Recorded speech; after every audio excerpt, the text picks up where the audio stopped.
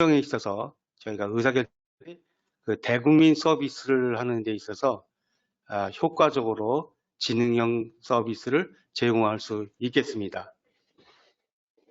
그래서 AI 구축 방법론은 종전의 방법론과 좀 다릅니다. 그래서 AI 구축 방법론 설명을 드리고요. 그리고 그 다음에 AI 구축에 필요한 몇 가지 소프트웨어를 설명드리고, 그리고 실제로 행정 업무에 AI가 적용된 사례로 교육과정 추천이나 엔지니어링 의사결정, 예측 정비를 말씀드리고요. 마지막으로 실제로 AI 사업을 할 때 우리가 반드시 생각해야 될 몇 가지 포인트를 말씀드리도록 하겠습니다. AI 구축 방법론은 크게 공공기관의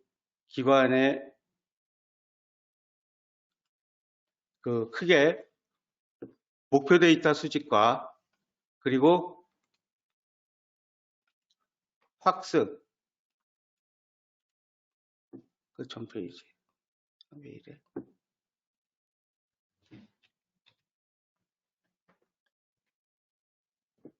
데이터 전처리 그리고 모델 학습 예측의 프로세스로 이루어져 있습니다. 그래서 목표 데이터 수집은 분석 목표를 설정하고 데이터를 수집하는 데 있어서 상당히 많은 시간이 들어가고 있습니다. 그리고 수집된 데이터를 전처리를 통해서 최종적으로 우리가 모델에 쓰일 데이터, 즉 피처, 특징을 선정하게 됩니다. 그리고 선정된 특징을 대상으로 저희들은 여러 알고리즘을 적용해서 모델을 만들고 모델을 학습하게 됩니다. 그래서 최종적으로 우리가 원하는 모델의 성과가 나왔을 때 실질적으로 현실 세계에 모델을 적용해서 실제 업무에 예측을 하게 됐습니다. 그런데 이 중 가장 어려운 작업이 사실은 데이터 수집입니다. 그 데이터 수집은 데이터를 제공하려는 분들의 동의가 있어야 됩니다. 그래서 내 마음대로 할 수 있는 게 아니기 때문에 반드시 그러한 동의와 공감대를 갖는 그러한 과정이 필요하게 됩니다. 근데 실제로 프로젝트를 해보면 뭐 6개월이나 8개월 사업을 수행하는데 거의 마지막 달 또는 심지어는 거의 끝날 때, 프로젝트 끝날 때쯤 데이터가 수집되는 경우도 있습니다. 그래서 그만큼 데이터 수집이 굉장히 어려운데 최근에 데이터 제공을 의무화하는 법이 생겨서 이러한 것들은 많이 좋아지리라고 생각을 합니다.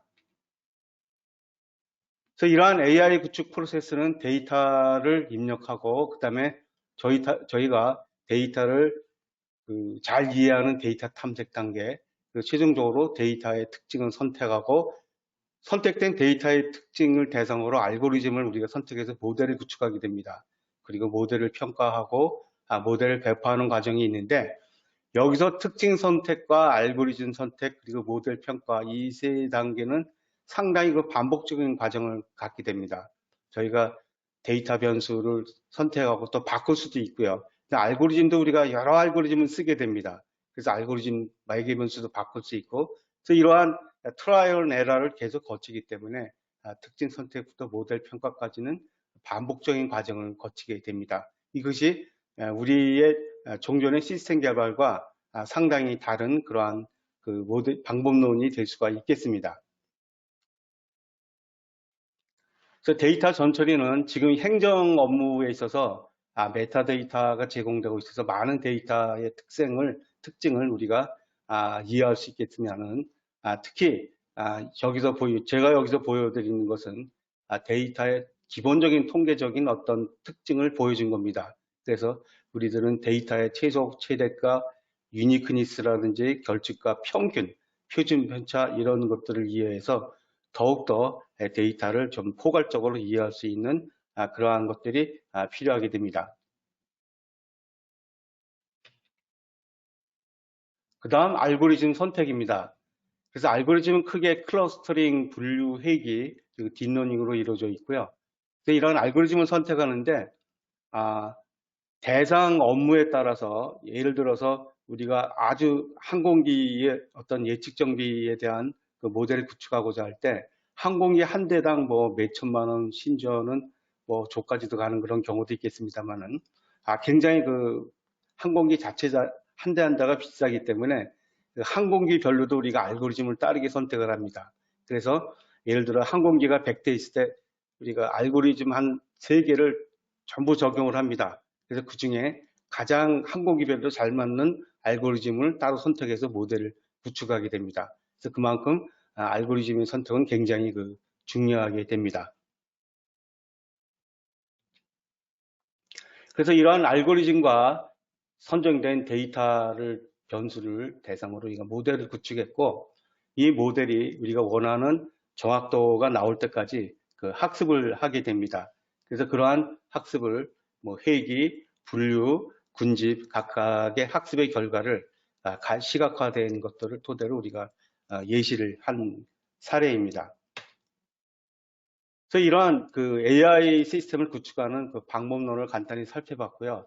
이러한 AI 구축을 하기 위해서 효과적으로 구축하기 위해서 필요한 몇 가지 소프트웨어를 소개를 드리겠습니다. 그래서 AI 구축의 프로세스는 데이터 전처리, 모델 학습, 모델 운영으로 이루어져 있고요. 특히 이러한 그 프로세스를 자동화해 준 도구가 AutoML, 오토 머신 러닝 플랫폼이라고 있습니다. 그래서 저희는 오토 머신 러닝 플랫폼을 와이즈 프로핏이라고 저희는 제공하고 있고요. 이러한 오토 ML 도구 기반으로 하면서 오토 ML 기반으로 산출된 또는 중간 과정에서 만들어진 결과값들을 좀 더 이해를 쉽게 하기 위해서 다차 분석 시각화 도구를 제공하고 있고요. 그 다음에 데이터 자체도 품질을 향상하기 위한 데이터 품질 관리 도구를 제공하고 있습니다. 그래서 머신러닝 자동화 플랫폼인 와이즈 프로핏은 몇 가지 특징이 있는데요. 첫 번째로 가장 시간이 많이 소요되는 데이터 전체들을 수작업이 아니라 좀 공학적으로, 체계적으로 하고자 하는 그런 공학적인 데이터 전처리가 가능하고요. 데이터도 정형, 비정형 데이터 다 지원하고 있습니다. 그리고 모델도 자동으로 우리가 관리를 해줍니다. 그래서 주기적으로 모델을 모니터링을 해주고 알고리즘도 우리가 기존의 머신러닝 알고리즘에 더해서 딥러닝, XGBoost와 같은 검증된 알고리즘을 지원해주고 있고요. 그래서 한 30가지 정도를 지원해주고 있습니다. 그리고 알고리즘을 최적화해주고 그 시각화로 모델을 더욱더 이해하기 쉽게 하는 그런 기능을 제공해주고 있습니다.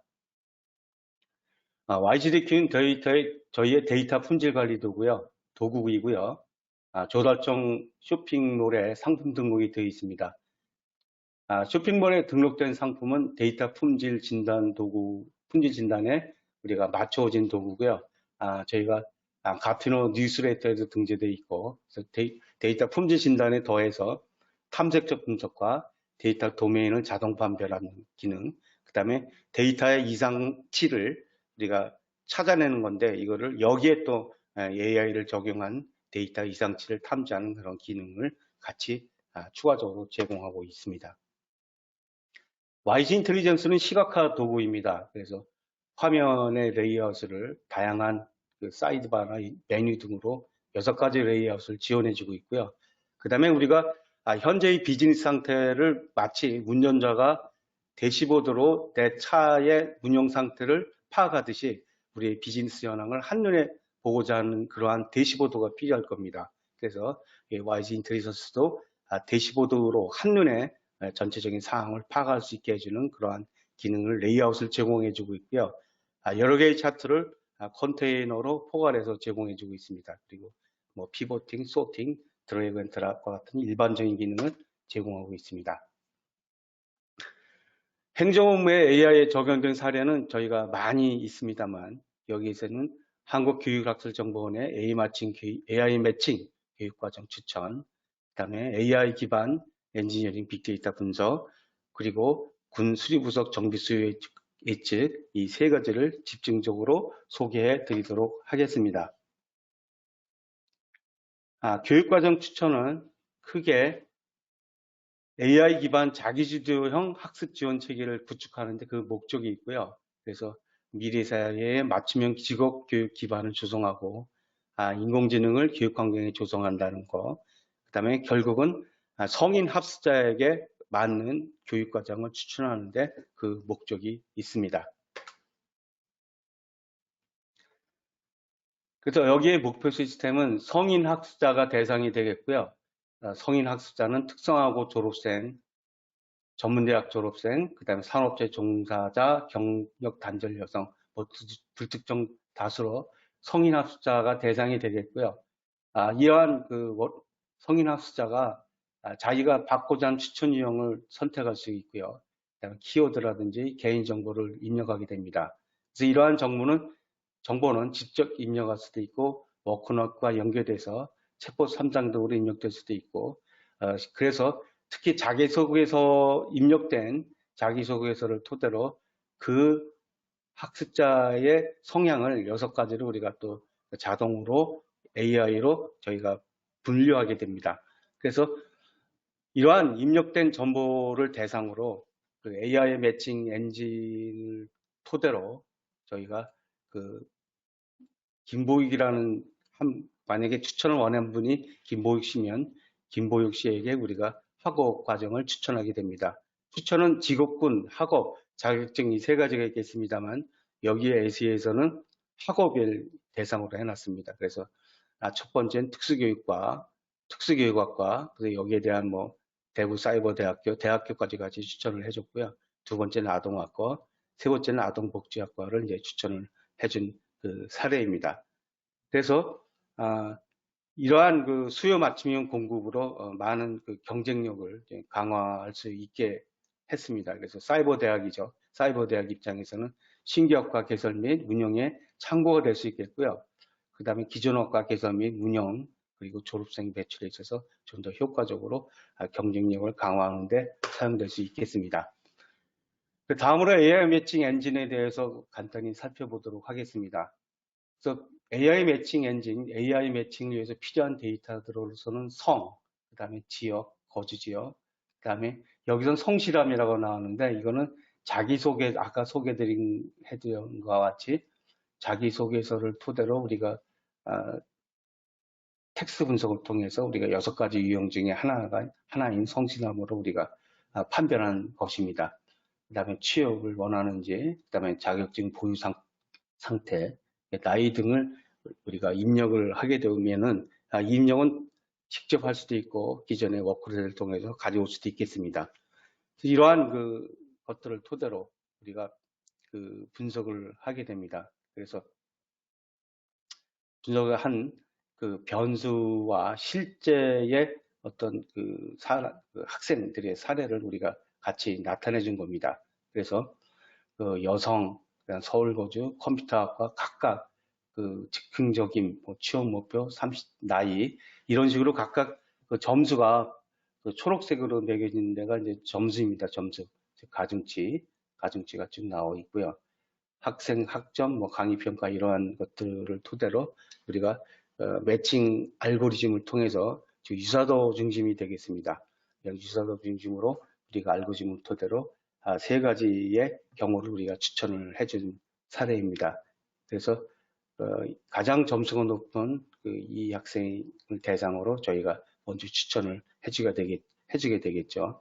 그리고 여기와 더불어 기존 대학에 갖고 있는 데이터들인 강의 평가, 평가 비율, 수강 만족도나 개설 여부들을 같이 우리가 플러스해서 추천할 때 참고하시라고 더 많은 정보를 제공하게 됩니다.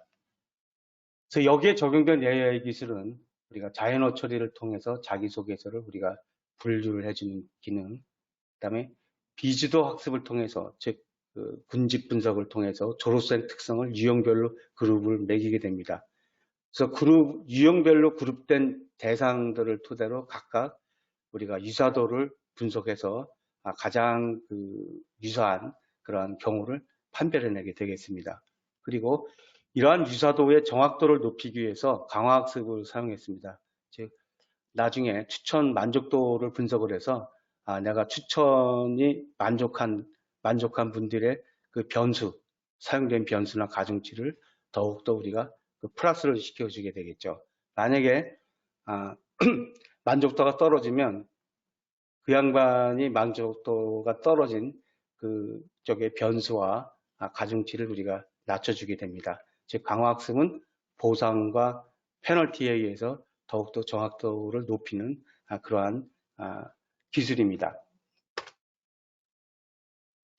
그래서 대국민 포털 서비스는 그 3월 중에 구축될 예정이므로 여기서는 이제 학습자 유형 학습 목적 키워드를 이제 입력을 하게 되면 우리가 이 사람은 컴퓨터 학과를 추천해 주면서 그 컴퓨터 학과 중에서는 원하는 5가지 대학을 같이 추천을 해줍니다. 그래서 서울사이버대학교부터 부산디지털대학교 즉 우리가 5가지 대학을 추천한 사례를 표시한 겁니다. 두 번째는 엔지니어링 의사결정입니다. 즉 건설 토목이나 플랜트 산업에 있어서의 AI 기반으로 우리가 데이터를 분석하는 건데 처음으로는 그 ITB 분석, 라이프 사이클적으로는 이제 ITB 분석이 제일 처음인데요. 인비테이션 투 비더스 해가지고 입찰 안내서입니다. 우리가 RFP와 같은 개념이죠. 그래서 ITB 분석을 통해서 우리가 독소 저항이 뭔지를 왜 그냥 플랜트 공사 자체가 워낙 그 규모가 크기 때문에 그 ITB를 제대로 이해를 못해서 우리가 건설 공사를 하거나 플랜트를 구축하고 나서 몇백억의 손실이 날 수도 있겠습니다. 그래서 그러한 독사 정황을 미리 파악하는 경우고요. 그냥 설계 원가 예측, 설계 오류 분석, 설계 변경 분석과 예측 정보 이러한 파트를 저희가 실제로 분석하는 거고요. 기술 개발의 필요성은 특히 건설 엔지니어링 쪽은 데이터베이스화가 좀 안 돼 있습니다. 그래서 사업 수행 리스크에 우리가 대응하기 위해서 데이터 기반의 적성 확보된 의사결정 기술이 가장 필요합니다.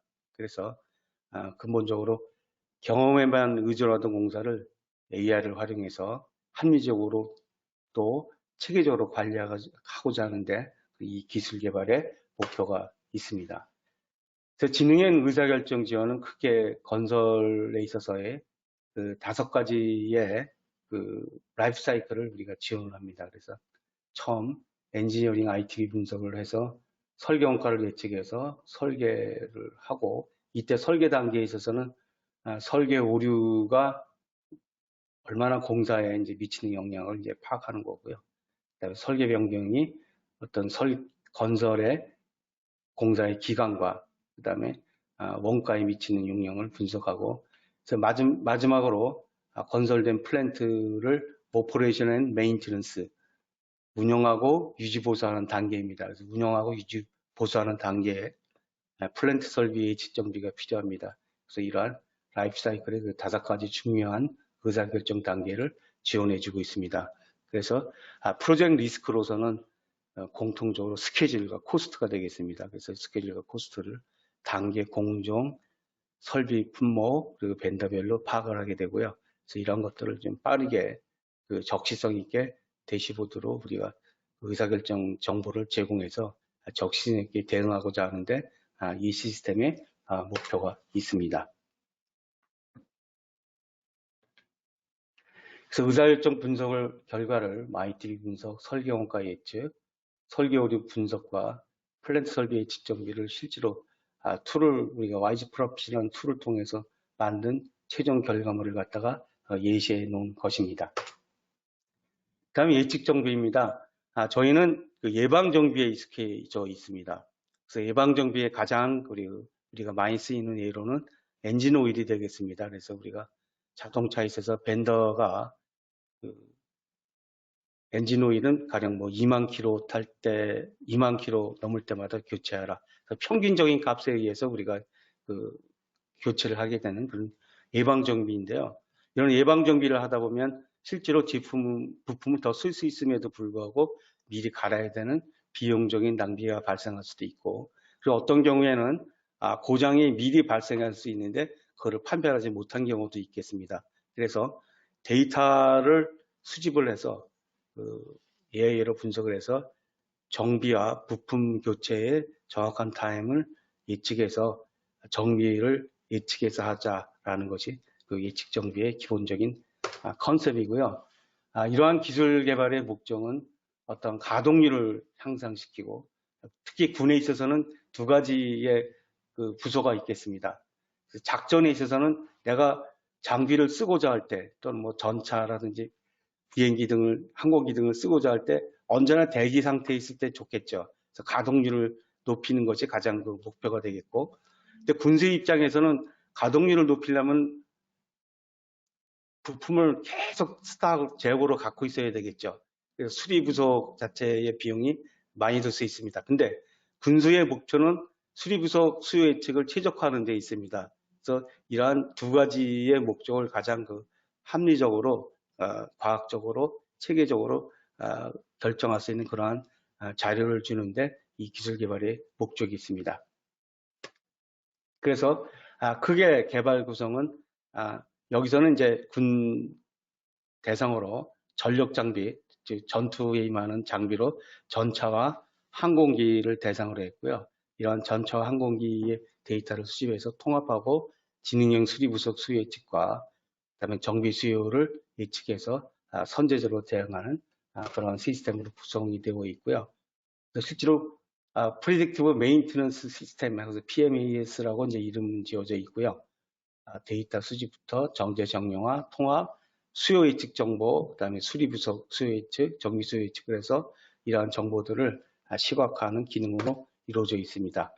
그래서 실제로 예측을 시각화한 전차의 부품을 대상으로 전차의 부품에 대한 그 수요 예측치를 시각화한 그러한 사례입니다.